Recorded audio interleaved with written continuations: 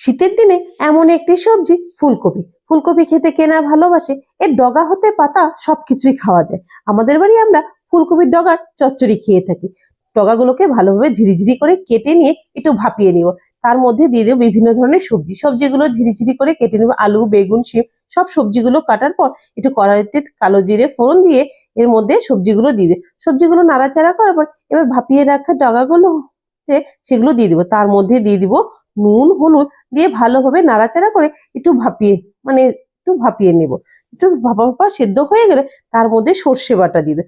সর্ষে আমি আগেই বেটে রেখেছিলাম, সেই সর্ষে বাটা দিয়ে ভালোভাবে নাড়াচাড়া করে একটু ঢাকা দিয়ে রেখে দেব। যখন ঢাকা দিয়ে রেখে দেব তার কিছুক্ষণ পর সামান্য একটু মিষ্টি দিতে হবে, কারণ হচ্ছে ফুলকপির ডগার একটা ধকা গন্ধ থাকে, সেটা আর থাকবে না।